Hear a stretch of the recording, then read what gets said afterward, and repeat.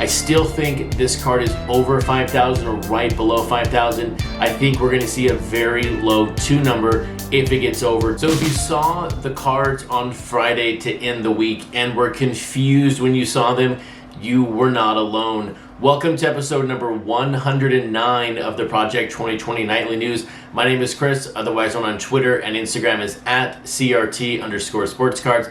And my website, crtsportscards.com, is where you want to visit for the best news and stats around Project 2020. And one question that has been out there since really, I would say May or June of Project 2020 is what is next in this set. Is there a Project 2021, 2022? Is this a one and done? How are they going to build on this cash cow in a sense? How are they going to continue to cash in on this name?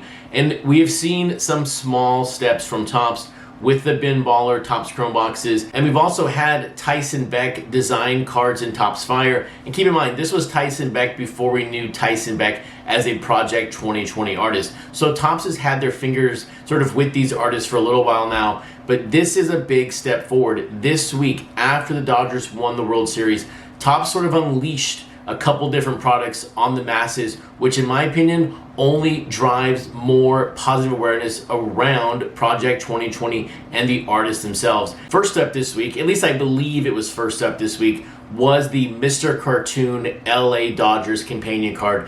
That card now is on sale on Topps.com for another, I think, 4 days or just a little bit under 4 days, and it's $20. This again is another print-on-demand card in a larger window than a Project 2020 card, but it's good to see Mr. Cartoon be given the ability to deliver maybe a companion card, but just a World Series card for the Dodgers. And then we saw Bin Baller release a second sealed product with Topps.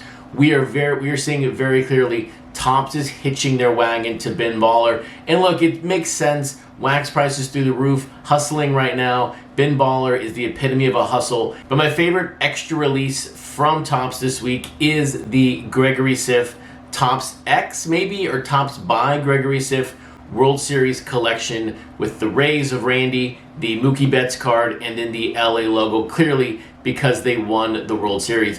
It is interesting though, it has cards 1 through 3. There is not a number on the Mr. Cartoon. It's also Topps X Mr. Cartoon. I read it Topps by. When you look at the Siff, it's a capital X. So maybe this is the start of another maybe subset. Maybe there's going to be a card 4, 5, 6, 7, 8, 9. Maybe these are the Ichiro cards of Project 2020. Who knows? But I was very, very happy to see Gregory Siff be given the honor of having these cards and also be included in the actual World Series broadcast. And then of course he and Blake Jamieson had that signing in New York City. So we're moving in the right direction of getting these artists and this set overall more publicity every single day. And just like Project 2020, there is a gold 101 of every card in the set possible to be pulled from your package. So if Gregory Siff speaks to you like he does as an artist for me, go pick up the bundle. I think it's a great deal at just $50. But that leads us now to the Friday releases in Project 2020. And at the beginning, I said if you were confused, you were not alone. When I took a look at the cards this morning, I looked at that, Brett, and was like, I've seen this before, but I haven't seen this before. I don't know who the artist is. I looked at it for a good 30 seconds and I was lost. I just didn't know. It was so confusing. But this George Brett by Blake Jamieson, and by the way, I had to go to the Topps website to figure this out, is Blake Jamieson on the front and the background is Gregory Siff. So here again, Gregory Siff gets a ton of press this week. And if you think back to Gregory Siff's first card in Project 2020, a card that has held tremendous value, over $400, this looks very similar to his George Brett. So these cards are going to go very well together. The question though is, are you buying this because you're a Siff fan, or are you buying this because you're a Blake fan?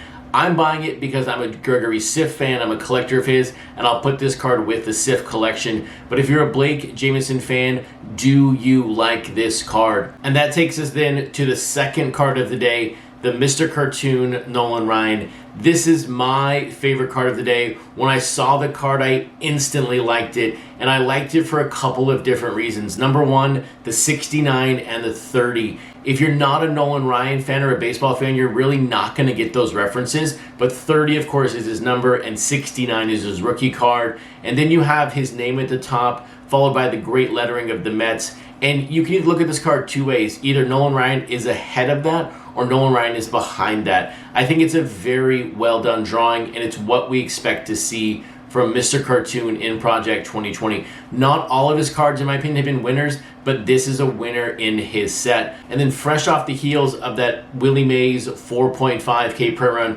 from Baller and just under 2K print run from Sophia Ching and Her Maguire, where do these two cards, along with the Thursday cards, stand at 8 o'clock tonight? On the cards today, Blake Jamieson and the Mr. Cartoon neck and neck. 18 for Jamieson, 16 for Mr. Cartoon. We know right now that Blake Jamieson card is going to sell very high because of, number one, the fan base of Jamieson and the fact that he's going to buy quite a few for his pick your color autographs in the future. And then you throw in Gregory Siff here. What is the boost of that card? Does this make it now another 10% of a bigger print run? I know, like myself, I would not be buying this card if it wasn't for this Siff edition. So we will see. I think this card gets over 4,000 just because of all of the factors mixed in for this print run.